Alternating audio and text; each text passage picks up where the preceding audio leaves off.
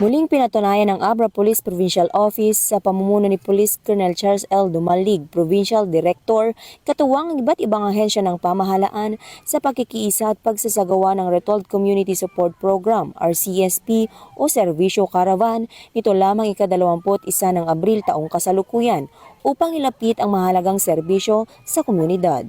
Sa Barangay Malapao, Langiden, matagumpay na naisagawa ang aktibidad sa pangunguna ni Police Major Francisco O. Ben, Chief Picado, katuwang ang RHU, MLGOO, LGU, Information Office at DOH kung saan tampok ang paghahatid ng police clearance processing, libreng gupit, medical at dental mission para sa mga residente.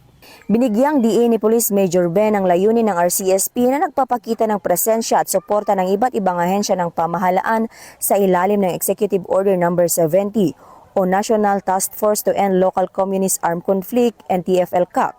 Hinimok niya ang mga residente na lubos na pakinabangan ang mga serbisyong hatid ng pamahalaan para sa mas maayos at mapayapang kinabukasan.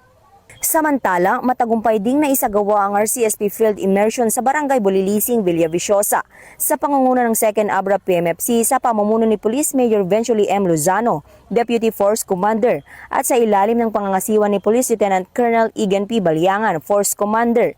Sa pakikipagtulungan ng Picado na kinatawanan ni PMSG Albi May A. Liad at iba pang ahensya na ihatid ang iba't ibang serbisyo kabilang ang libreng gupit na nagdulot ng kasiyahan sa mga residente.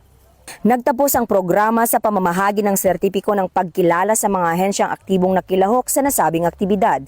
Layunin ng RCSP na palakasin ang kamalayan ng mamamayan, lalo na ng kabataan, laban sa iligal na droga, terorismo at insurhensya at hikayati ng aktibong partisipasyon ng komunidad tungo sa mas maunlad, maayos at mapayapang probinsya.